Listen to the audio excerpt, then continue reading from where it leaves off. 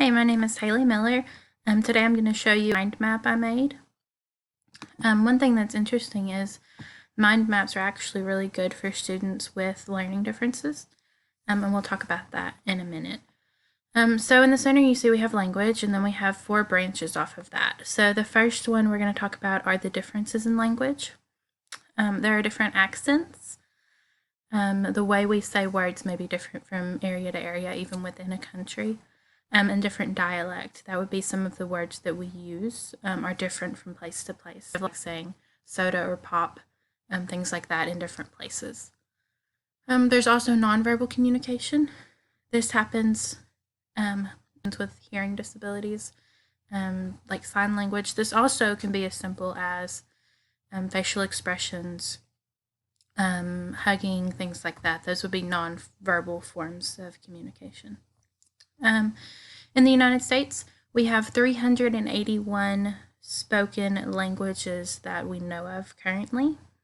So as teachers, we're going to see a lot of different languages within our classrooms.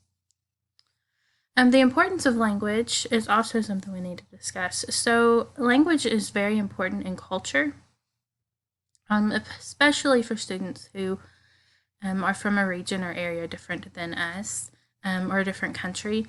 They're going to have a lot of their culture tied up in their language, or a lot of the way they express themselves based on that culture. So we really need to take that into consideration, that's very important. It also can impact relationships. The way people form relationships, the way they communicate with one another, with friends, with family. That's going to be very important as far as their language also. The way that I communicate with my family and friends is going to be very different than someone from a different place communicates. But it's very important that we're able to get those feelings across. And also, our identity is impacted by our language.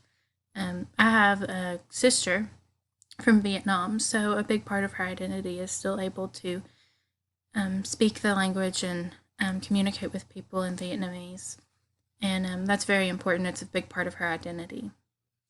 But there are some struggles that come along with language differences. So the first is barriers in understanding speech. I have a couple of students now who are not English as their first language. They can speak English fairly well, but there's a big breakdown in speech. They're pretty good at reading it, but when I'm discussing stuff with them, sometimes they don't understand what I'm saying. Some languages actually have negative connotations. I know in our text it talked about Ebonics and how that can be seen sometimes in a negative light, or certain other languages can be seen maybe as not as intelligent, or they're just very misunderstood.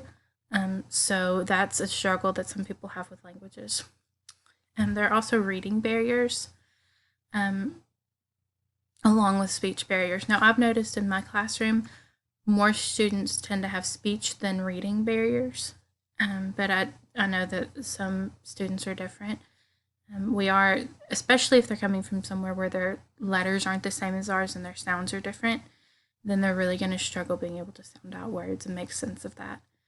And then there's comprehension difficulties because their words aren't the same as ours. They don't understand some of our definitions.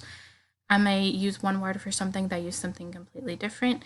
And it's hard for them to understand sometimes what we're talking about. But there are some teaching techniques we can use to help us with this. So the first thing is we need to have understanding. We need to be very sympathetic of these students, very understanding, and just be willing to help them out. Using visuals helps a lot. Things that allow them to chart, to graph, to write down ideas, to draw pictures of ideas. That's going to help them be able to put things into perspective and understand it better. We need to be willing to learn. Ask them about their language, about their differences, about, well, what does this mean when you say maybe a word you're not familiar with, stuff like that.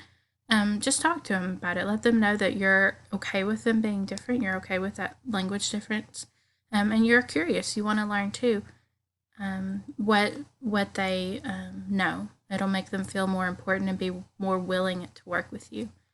We also need to be accepting that there are differences and that doesn't at all indicate students' intelligence or their educational ability. Sometimes these students are very, very bright. There's just a barrier in the way that they're able to understand us. So we need to be understanding of that.